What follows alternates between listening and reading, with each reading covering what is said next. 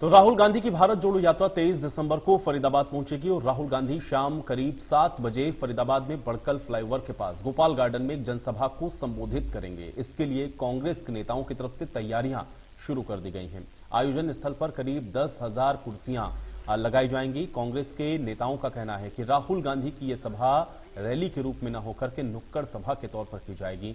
इसमें कांग्रेस के कार्यकर्ता शामिल होंगे।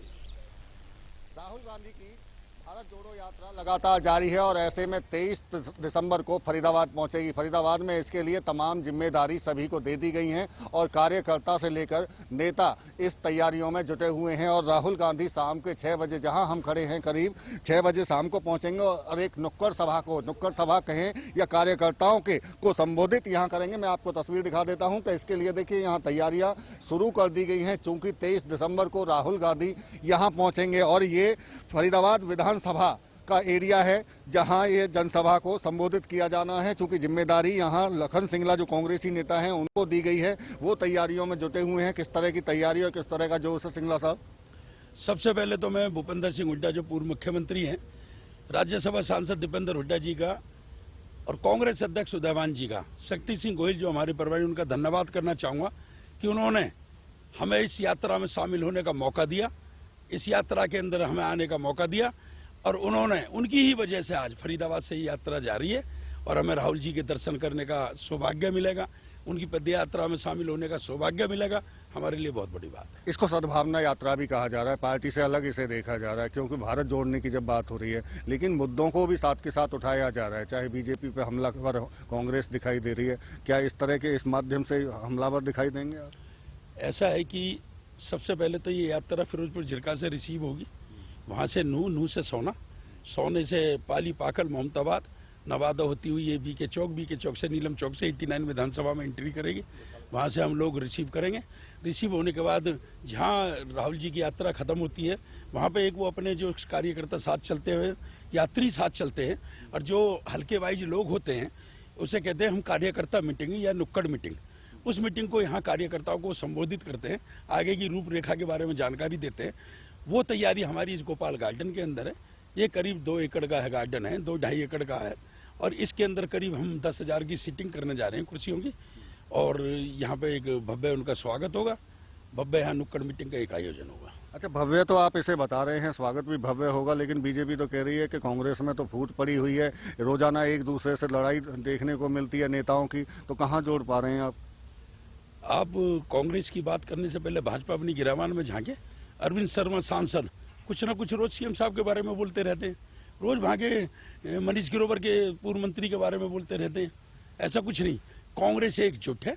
11 तारीख को इसी महीने में 11 तारीख को हमने किसान भवन में कार्यकर्ता सम्मेलन करा था। हमारे मुख्य अतिथि चौधरी दीपेंद्र सिंह हुड्डा राज्यसभा सांसद थे, वहाँ सभी लोग थे। एक भी व्यक्ति पूरे जिले में जो चुनाव लड़ा, पूर्व मंत्री, पूर्व एमएलए या कोई हमारा उम्मीदवार रहा या हमारी जो जिले की पुरानी कार्यकारिणी रही, पूर्व अध्यक्ष रहे, सब थे मंच पे। ऐसा कुछ नहीं है, कांग्रेस में कोई पार्टीबाजी नहीं है।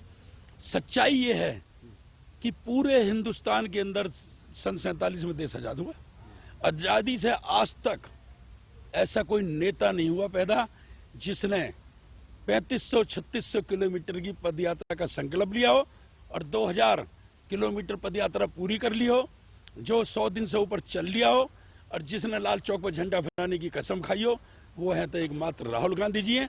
और आपको बता देना चाहता हूं, कांग्रेस पार्टी के कोई भी नेता हो, भाजपा का इतिहास उठा लो, किसी ने कोई बलिदान दिया हो? हैं स्वर्गीय पूर्व प्रधानमंत्री श्रीमती इंदिरा गांधी जी ने देश के लिए बलिदान दिया, स्वर्गीय राजीव गांधी जी ने देश के लिए बलिदान दिया, और राहुल गांधी जी देश के लिए काम कर रहे हैं। वो कह रहे हैं भारत जोड़ो।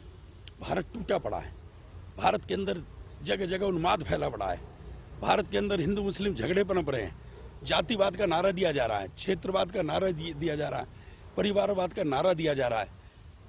हर जगह जब जब चुनाव आते हैं, जब जब यही मामला खड़ा हो जाता है हिंदू मुस्लिम का, तो जो भारत जोड़ो यात्रा देश को जोड़ने का काम कर रही है। लाखों लोग राहुल जी के साथ चल रहे हैं।